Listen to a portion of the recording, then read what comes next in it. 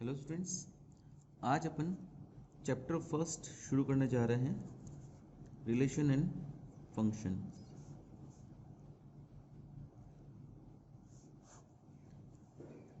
Relation function में सबसे पहले फर्स्ट एक्सरसाइज रिलेशन के बारे में है। रिलेशन क्या होता है बेटा, आपको पता है, वैसे आप 11th क्लास में पढ़ा है आप लोगों ने कि अगर कोई दो सेट्स हैं ए और बी, तो उनके एलिमेंट्स की मैपिंग किस तरह से है, वो मैपिंग को ही रिलेशन बोला जाता है। रिलेशन दो टाइप के होते हैं, वैसे टाइप तो कई सारी होती है, दो डेफिनेशंस आपके सिलेबस में है। रिलेशन एम्प्टी रिलेशन, जिसमें कुछ हो ही नहीं, मतलब दो अगर सेट्स हैं ए और बी, इसका कोई भी एलिमेंट इसके किसी भी एलिमेंट से कनेक्टेड ना हो, तो ऐसे रिलेशन को अपन एम्प्टी रिलेशन बोलते हैं। ओके। एक होता है universal relation.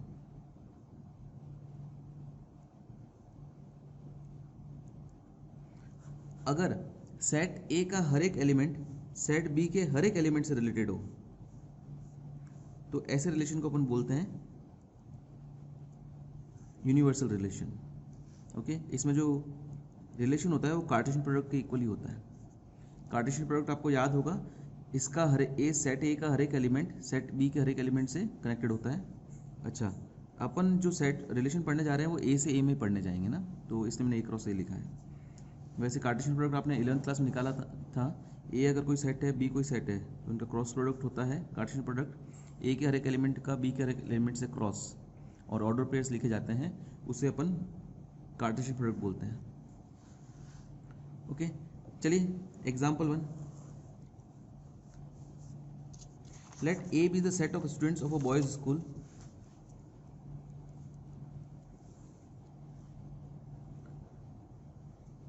show that the relation R in A given by R is equals to A comma B such that A is sister of B is an empty relation. Okay, देखिए set क्या है आपका, ये है set of all boys, set of all students in a boys school, in a boys school. Okay, तो यहाँ पे set में सब बॉयज ही होंगे बेटा, ऑब्वियसली बॉयज स्कूल है तो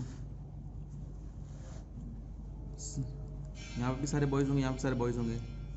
अब set A comma B order pair जो है वो बी से रिलेटेड होगा अगर ए बी की सिस्टर है। तो अब यहाँ पे सारे बॉयज हैं, तो कोई बॉय तो किसी दूसरे बॉय की सिस्टर हो नहीं सकता। मतलब कोई भी एलिमेंट जो है ए इस एलिमेंट से कनेक्टेड नहीं होगा, क्योंकि कोई भी स्टूडेंट दूसरे स्टूडेंट की सिस्टर नहीं हो सकता यहाँ पे। तो ये एक एम्प्टी रिलेशन है। तो ये आपको रीज़न लिखना है बेटा, ये तो लैंग्वेज वर्ड प्रॉब्लम ही है, वर्ड में आपका आंसर देना है कि since A is set of all boys in the boys school, therefore no student will be sister of other student। सारे बॉयज ही है तो कोई भी स्टूडेंट दूसरे स्टूडेंट की सिस्टर नहीं हो सकता। therefore r is equals to 5 and या ऐसे भी लिख दो, या r is an empty relation। Okay, next same में सेम सेट के लिए सेट ऑफ ऑल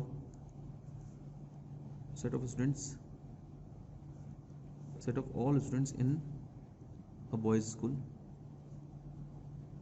इसमें बेटा आर एक रिलेशन है, आर डैश एक रिलेशन है, ए कॉमा बी उसके अंदर आएंगे such that the difference between कोई भी स्टूडेंट ए जो है इस सेट का स्टूडेंट इस सेट के स्टूडेंट से रिलेटेड होगा अगर the difference between their Heights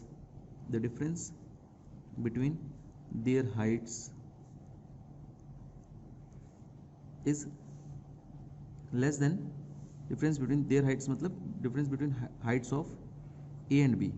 जो दो स्टूडेंट्स आपने लिए उनकी हाइट्स का जो डिफरेंस है, the difference between heights of A and B is less than 3 metres. अच्छा, ए और बी उस रिलेशन के अंदर होगा, ऑर्डर पेयर उसके अंदर होगा अगर इन दोनों की हाइट के बीच का डिफरेंस जो है वो 3 मीटर से कम हो। जैसे इसमें कई सारे स्टूडेंट्स हैं, इसमें कई सारे स्टूडेंट्स हैं, तो अगर किसी को, जैसे कोई भी स्टूडेंट अपन ने लिया, यहाँ पे भी कोई स्टूडेंट लिया, अगर दोनों की हाइट का डिफरेंस निकाला, अगर वो 3 मीटर से कम है तो रिलेशन होगा, अगर 3 मीटर से कम नहीं है तो रिलेशन नहीं होगा, इस प्रकार से। अब 3 मीटर्स तो बहुत ज़्यादा होता है, 3 मीटर का मतलब अप्रॉक्सीमेटली 10 फीट होता है, तो किसी की भी हाइट, दो बच्चों की हाइट का डिफरेंस 10 फीट तो आ नहीं सकता, है ना, क्योंकि लॉन्गेस्ट पर्सन जो वर्ल्ड में एग्जिस्ट करता है उसकी भी हाइट 10 फीट नहीं है। तो इनफैक्ट यहाँ पे हर एक, कोई भी दो स्टूडेंट ले लो आप, इस स्टूडेंट का किसी भी स्टूडेंट के साथ चेक कर लो, हाइट का जो डिफरेंस है वो 10 फीट से तो कम ही आएगा। तो इसका मतलब यहाँ पे ये जो स्टूडेंट है वो हर एक स्टूडेंट से कनेक्टेड होगा, क्योंकि हर एक स्टूडेंट के साथ उसके हाइट का जो डिफरेंस होगा वो 10 फीट से कम है। सिमिलरली दूसरे भी स्टूडेंट का, किसी भी स्टूडेंट के साथ डिफरेंस निकालोगे हाइट का तो 10 फीट से कम आएगा। इस तरह से तीसरा स्टूडेंट की भी किसी भी दूसरे स्टूडेंट से हाइट का डिफरेंस जो है 10 फीट से कम आएगा, तो ये भी हर एक से रिलेटेड होगा। तो इस तरह इधर का हर एक स्टूडेंट इधर के हर एक स्टूडेंट से रिलेटेड है। इसका मतलब ये जो सेट, ये जो रिलेशन है वो यूनिवर्सल रिलेशन है। तो ये भी वर्ड सॉल्यूशन ही देना है इसका भी। Since maximum height of, yes directly लिख दो, since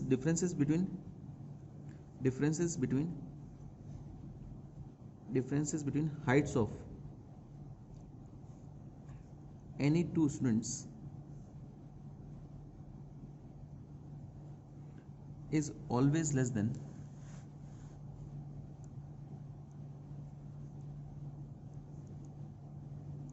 3 meters, so all students are related to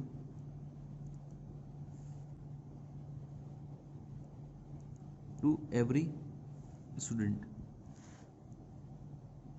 therefore R dash is an universal relation। In fact R dash जो है इसको ऐसे भी लिख सकते हैं, A क्रॉस A के बराबर होगा। ओके, चलिए next some another types of relation।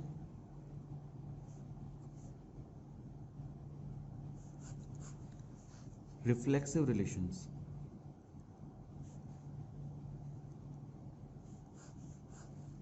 क्या होता है बेटा reflexive relation?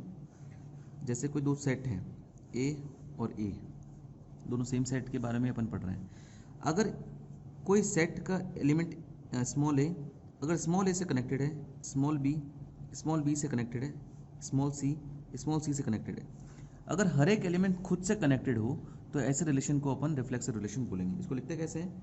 a comma a वो रिलेशन है R on set A, let R is any relation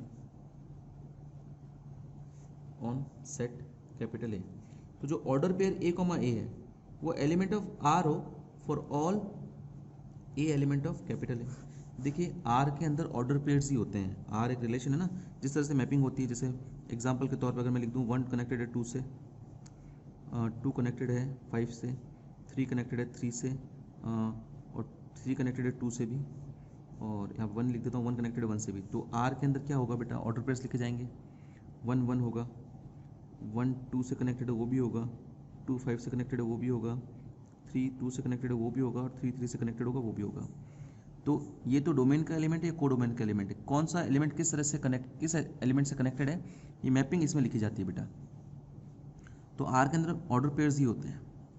अगर A comma A order pair जो है R का एलिमेंट है for all A comma element of capital A, मतलब A को capital A का कोई भी एलिमेंट ले लो, small a, small b, small c या जो भी और भी हो, तो वो भी हमेशा order pair A comma A जो एलिमेंट ऑफ R हो, तो अपन कहेंगे जो R है वो इज अ रिफ्लेक्सिव रिलेशन।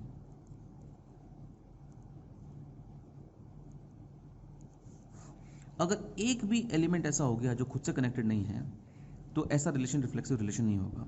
ध्यान रखना इसमें कंडीशन है, सारे एलिमेंट्स खुद से कनेक्टेड होने चाहिए, खुद से रिलेटेड होने चाहिए, ऐसा भी बोल सकते हो, खुद से कनेक्टेड होना चाहिए भी बोल सकते हो। अच्छा, कई बार A comma A element of R की जगह अपन ये भी यूज़ करते हैं, ए रिलेटेड टू ए, मतलब A related to A, B related to B, C related to C. यहाँ पे ऐसे भी बोलते हैं बेटा, 1,1 इज एलिमेंट ऑफ आर बोल दो, या 1 रिलेटेड टू 1 बोल दो, 1 रिलेटेड टू 2, 2 रिलेटेड टू 5,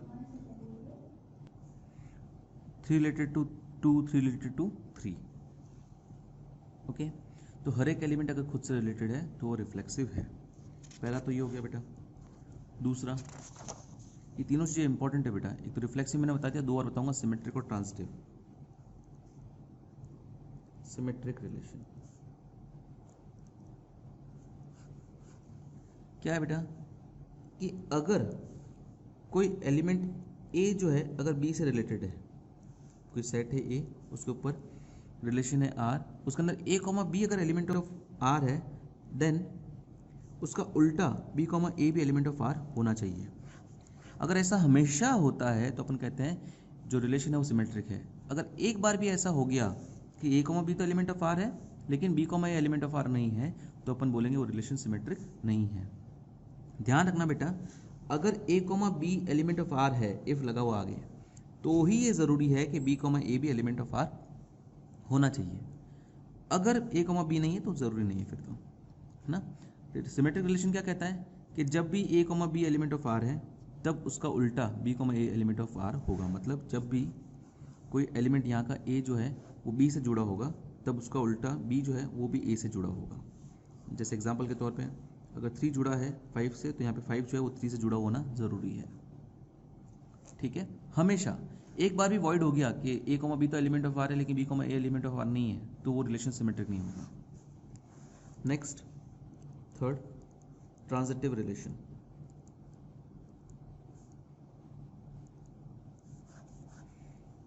कि अगर ए कॉमा बी भी एलिमेंट ऑफ आर है, ए रिलेटेड टू बी है इसका मतलब, और बी कॉमा सी भी एलिमेंट ऑफ आर है, मतलब बी भी सी से रिलेटेड है, तो ज़रूरी है ए कॉमा सी भी एलिमेंट ऑफ आर होना चाहिए। क्या मतलब है कि ए रिलेटेड टू बी है, बी रिलेटेड टू सी है, तो ए जो है सी से रिलेटेड होना चाहिए। ध्यान रखना, इफ लगा हुआ है इधर भी, इन दोनों में इफ लगा हुआ है। रिफ्लेक्सिव प्रॉपर्टी में इफ नहीं था, उसमें तो हमेशा जनरल है कि सारा एलिमेंट खुद से रिलेटेड होना चाहिए। इसमें इफ लगा हुआ है कि अगर ए बी से रिलेटेड है तो इधर बी ए से रिलेटेड होना चाहिए। इसमें अगर ए बी से रिलेटेड है और बी सी से रिलेटेड है तो ज़रूरी है, ध्यान रखना, ये दोनों कंडीशन अगर हो रही हो तो ज़रूरी है कि ए जो है सी से रिलेटेड होना चाहिए। जैसे दो सेट्स हैं ए ए, 1 कनेक्टेड है सपोज 5 से, 5 कनेक्टेड है सपोज 10 से, तो ये ज़रूरी है कि 1 जो है वो 10 से भी कनेक्टेड होना चाहिए, ये ज़रूरी है। अगर ऐसा हो गया कि 1 कनेक्टेड है 5 से और 5 कनेक्टेड 10 से लेकिन 1 कनेक्टेड 10 से नहीं है, एक बार भी ऐसा फॉल्स मिल गया अपन को कि ए बी से कनेक्टेड है, बी सी से कनेक्टेड है लेकिन ए सी से कनेक्टेड नहीं है, तो अपन कहेंगे जो रिलेशन है वो ट्रांजिटिव नहीं है। ओके, अगर ऐसा हो रहा है कि जैसे 7 है कनेक्टेड है 6 से और 6 किससे कनेक्टेड नहीं है, तो 7 का भी किसी और से कनेक्टेड होना ज़रूरी नहीं है बेटा। ओके, ध्यान रखना, 7 6 से कनेक्टेड है और 6 सपोज कनेक्टेड है 2 से, तो ज़रूरी है कि 7 जो है 2 से कनेक्टेड हो। यहाँ देखो 1 5 से कनेक्टेड है, 5 10 से कनेक्टेड है, 1 10 से कनेक्टेड है, तो गुड। 7 6 से कनेक्टेड है, 6 2 से कनेक्टेड है लेकिन 7 2 से कनेक्टेड नहीं है, तो एक फॉल्स इमेज मिल गई ना अपन को कि 7 6 से कनेक्टेड है, 6 2 से है लेकिन 7 2 से नहीं है, तो ये रिलेशन जो है वो नॉट ट्रांजिटिव हो जाएगा। ये तीनों के लिए, रिफ्लेक्सिव, सिमेट्रिक, ट्रांजिटिव के लिए, तीनों के लिए अगर एक भी अपन को फॉल्स एग्जांपल मिल गया तो रिलेशन वो पर्टिकुलर टाइप का नहीं होगा। जैसे रिफ्लेक्सिव के लिए सारे एलिमेंट्स खुद से कनेक्टेड होने चाहिए, एक भी अगर खुद से कनेक्टेड नहीं हुआ, सपोज डी है, डी से कनेक्टेड नहीं है, बाकी तीनों भले ही हो, ये रिलेशन नॉट रिफ्लेक्सिव है। सिमेट्रिक के लिए बेटा हर एक एलिमेंट जो है उल्टे ए बी से रिलेटेड है तो बी भी ए से रिलेटेड होना चाहिए। अगर हर एक बार रिलेटेड है, एक जगह भी फॉल्स एग्जाम्पल मिल गया, जैसे यहाँ पे 4 कनेक्टेड है 5 से, 4 6 5 तो मैंने ऊपर लिख दिया, या तो ऐसे लिख दो 4 कनेक्टेड है 5 से, लेकिन 5 कनेक्टेड टू 4 नहीं है, 5 कनेक्टेड टू 4 नहीं है, तो ये जो रिलेशन है वो सिमेट्रिक नहीं है। सिमिलरली ट्रांजिटिव में भी ऐसा ही है। चलिए इससे रिलेटेड क्वेश्चंस करते हैं। थोड़ा कंफ्यूजिंग हो सकता है बेटा स्टार्टिंग में, लेकिन अगर इसको आप केयरफुली कर लो तो ये टॉपिक बहुत इंटरेस्टिंग है और इजी भी है। Example 2, let T be the set of all triangles in a plane.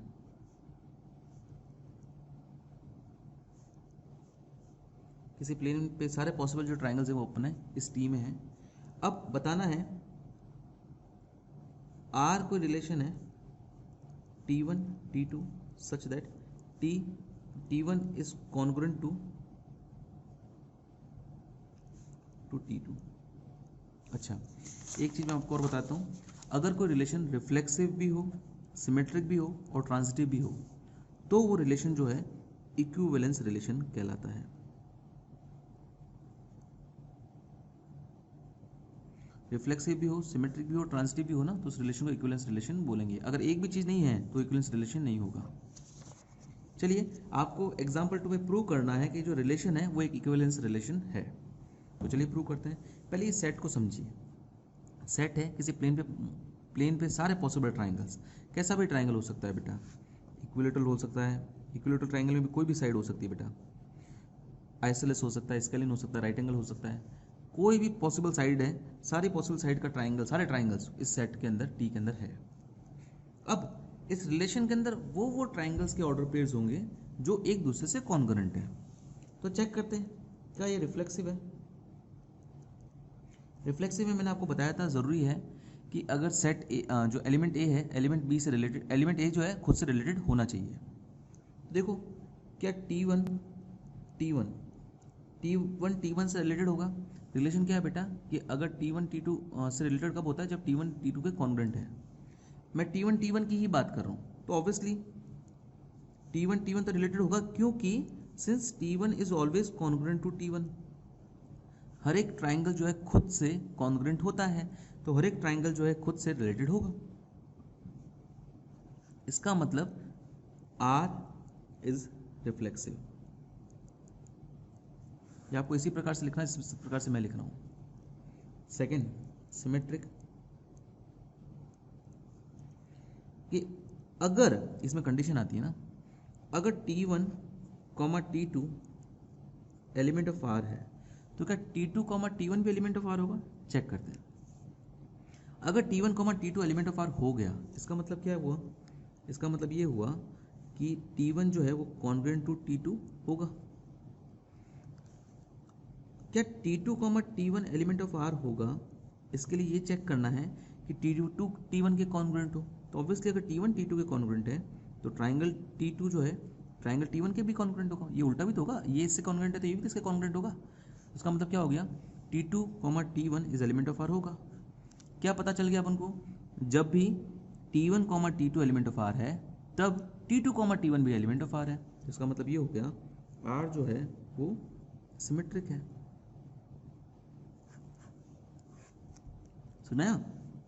Similarly transitive relation, transitivity check करते हैं बेटा। क्या था कि अगर A, B element of R है, B, C element of R है, तो ज़रूरी है कि A, C भी एलिमेंट ऑफ R हो। तो देखते हैं यहाँ पे A, B की जगह मैं T1 T2 ले लेता हूँ। अगर T1 T2 element of R है, मतलब T1 related to T2 and T2, T3 element of R है, मतलब T2 रिलेटेड है T3 से। तो क्या T1 T3 से रिलेटेड होगा। चेक करते हैं। अगर T1 रिलेटेड है T2 से, इसका मतलब तो ये हुआ बेटा T1 जो है T2 का कॉन्ग्रेंट है, और T2 T3 element of R, इसका मतलब ये हुआ T2 जो है कॉन्ग्रेंट है T3 से। अगर T1 T2 कॉन्ग्रेंट है, T2 T3 कॉन्ग्रेंट है, तो ऑब्वियसली ना ये T2 कॉमन हो गया ना, T1 T3 भी तो कॉन्ग्रेंट ही होंगे। इसका मतलब क्या हुआ, T1, T3 sorry element of R होगा, है ना। T1 T2 रिलेटेड है, T2 T3 रिलेटेड है, T1 T3 रिलेटेड हो गए, तो इसका मतलब ये हो गया R is transitive.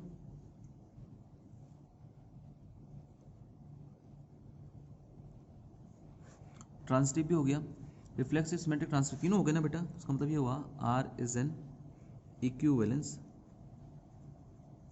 Relation, hence proved.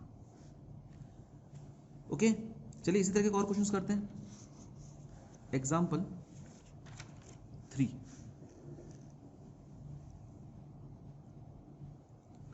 Late L be the set of all lines in a plane.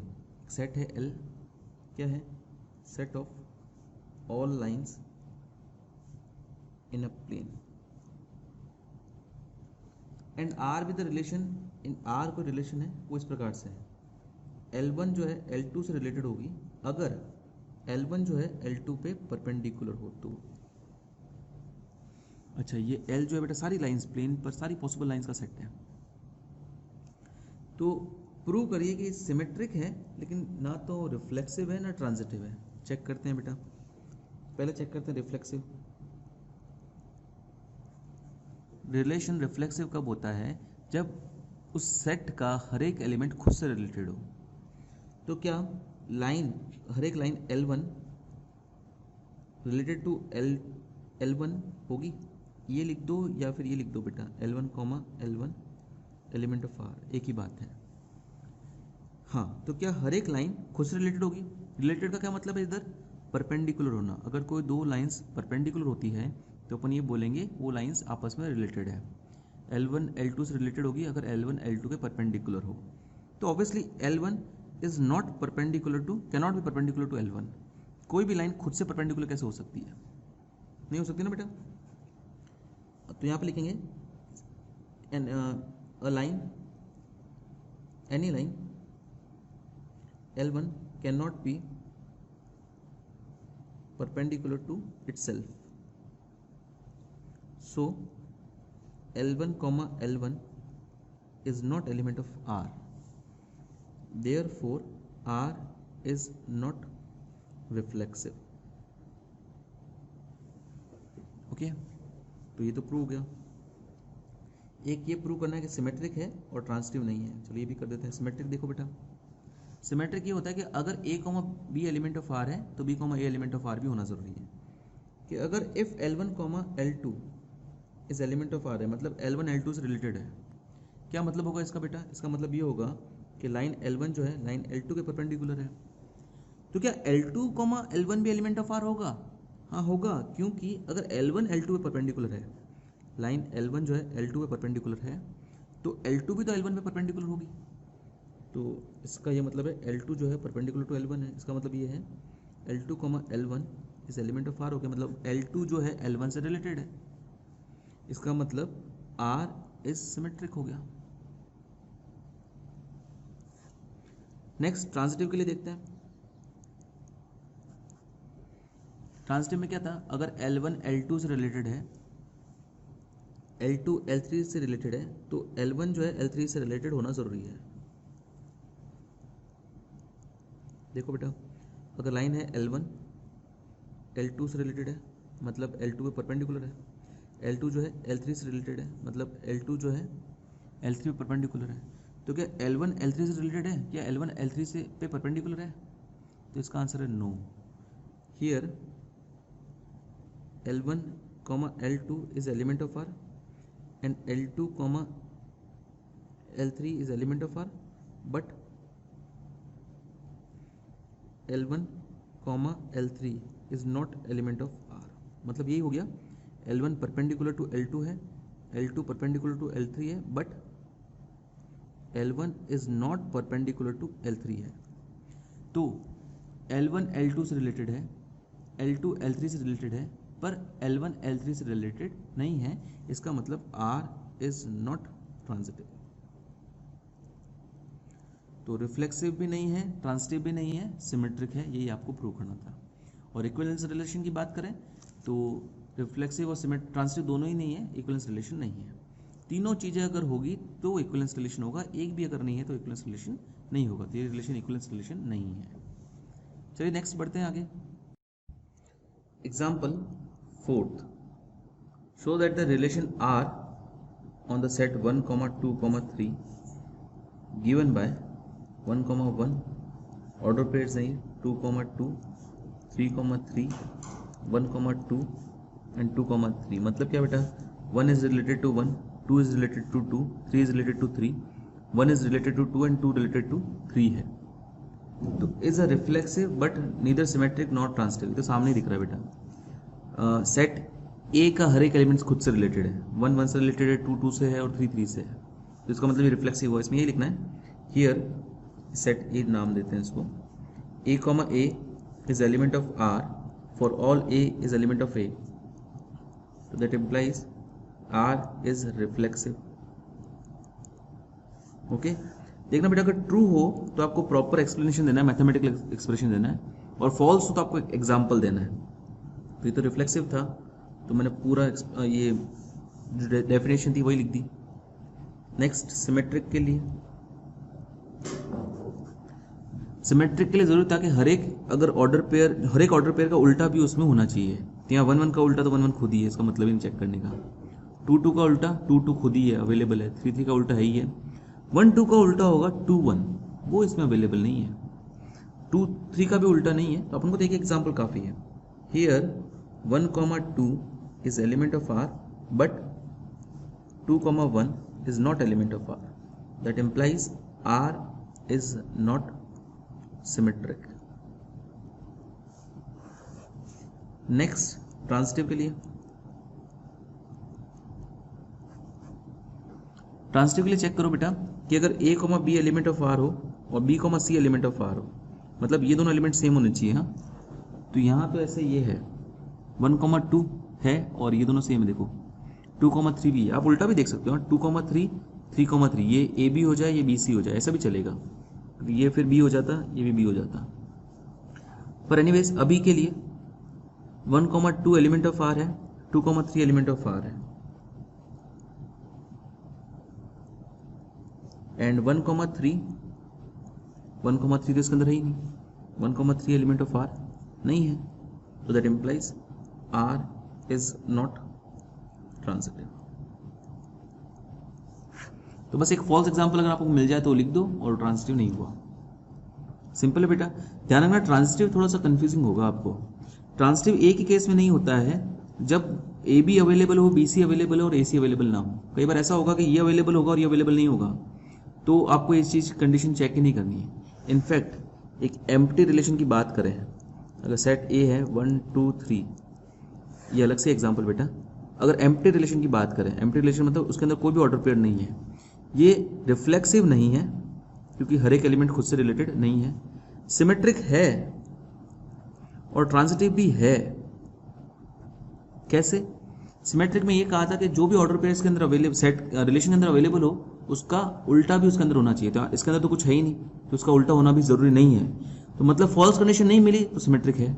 Similar transitive में क्या था कि अगर ए बी अवेलेबल हो, बी सी अवेलेबल है, तो जरूरी है कि ए सी अवेलेबल होना जरूरी है। यहाँ पर ना ए बी बन रहा है ना बी सी बन रहा है, तो इसका मतलब क्या हो बेटा कि ए सी होना भी जरूरी नहीं है, तो कोई भी फॉल्स कंडीशन नहीं मिली, तो ये सिमेट्रिक, ये ट्रांजिटिव भी है। तो ध्यान रखना, एक एम्प्टी रिलेशन है, इसमें कोई भी सिमेट्रिक और ट्रांजिटिव के लिए फॉल्स एग्जांपल नहीं मिल रहा ना, इसलिए सिमेट्रिक ट्रांजिटिव दोनों हैं और रिफ्लेक्सिव नहीं है। ओके, चलिए आगे क्वेश्चन करते हैं अपन। Example 5, show that the relation R on the set Z, Z मतलब है set of all integer, 0 +1 -1 +2 -2 +3 -3 and so on.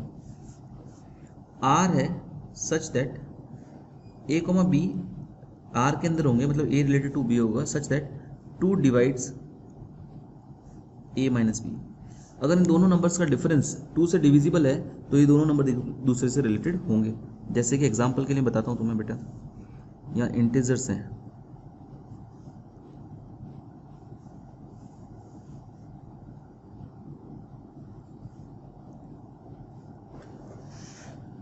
Zero किससे रिलेटेड होगा? ऐसे नंबर्स बताओ जिसका जीरो के साथ डिफरेंस निकालोगे तो जो डिफरेंस है वो 2 से डिविजिबल होगा। ऑब्वियसली जीरो का जीरो से डिफरेंस जीरो ही आएगा, और वो जीरो से और वो 2 से डिविजिबल होगा। जीरो का 1 से डिफरेंस 1 आएगा, 2 से डिविजिबल नहीं है, मतलब जीरो 1 से डिविजिबल नहीं है, सॉरी जीरो 1 से रिलेटेड नहीं है। जीरो का 2 के साथ डिफरेंस 2 आएगा, वो 2 से डिफरेंस है, इसका मतलब 2 से डिविजिबल है, इसका मतलब जीरो 2 से रिलेटेड है। जीरो जो है वो 4 से रिलेटेड होगा। क्यों बेटा? जीरो और 4 का जो डिफरेंस है 4, वो 2 से डिविजिबल है। 1 0 से डिविजिबल नहीं होगा। वाई बेटा?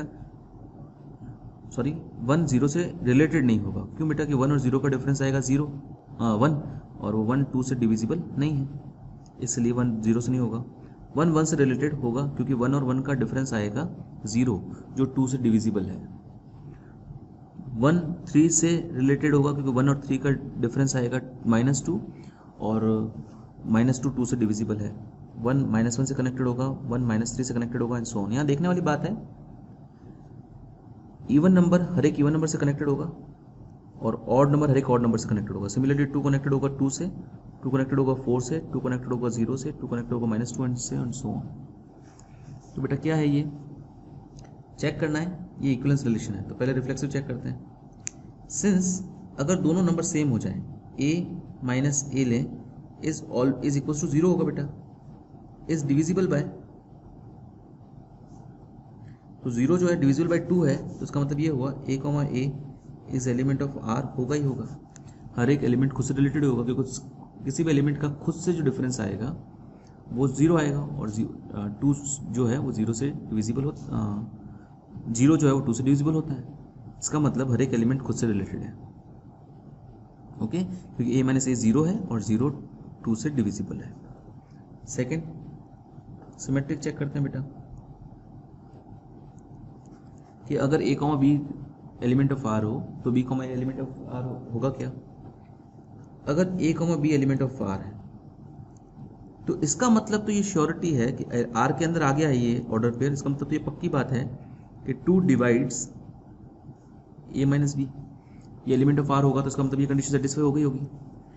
अगर 2 a माइनस बी को डिवाइड करता है तो 2 डिवाइड्स b माइनस ए ऑल्सो, तो 2 b माइनस ए को डिवाइड करता है तो b comma A is element of r होगा ही होगा, तो मतलब r जो है इज सिमेट्रिक। ओके, चलिए ट्रांजिटिव के लिए चेक करते हैं।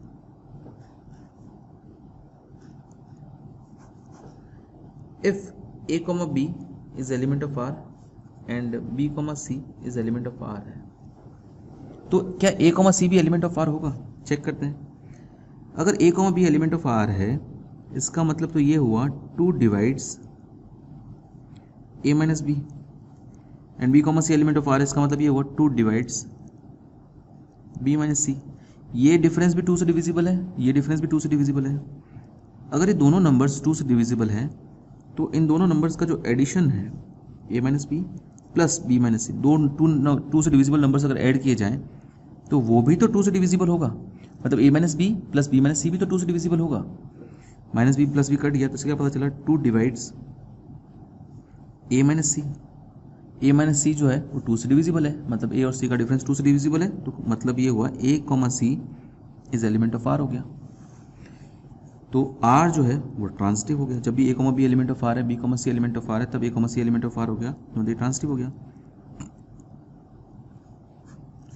रिफ्लेक्सिव हो गया, सिमेट्रिक हो गया, ये r इज रिफ्लेक्सिव लिखना भूल गया मैं, रिफ्लेक्सिव हो गया बेटा, सिमेट्रिक हो गया, ट्रांजिटिव हो गया, तो इसका मतलब ये हो गया r is an equivalence relation. Okay, next example 6 exactly same ही है बेटा, ये आप लोगों के लिए मैं छोड़ रहा हूँ, आप लोग वर्ड प्रॉब्लम ही है, देख लीजिएगा इसको। और एक्सरसाइज में इस बार बहुत अच्छे क्वेश्चंस हैं, एक्सरसाइज 1.1 में सारे क्वेश्चंस आप लोग ट्राई कीजिएगा और डाउट्स मुझे कल लाइव क्लास में पूछिएगा। आज के लिए इतना ही, थैंक यू बेटा।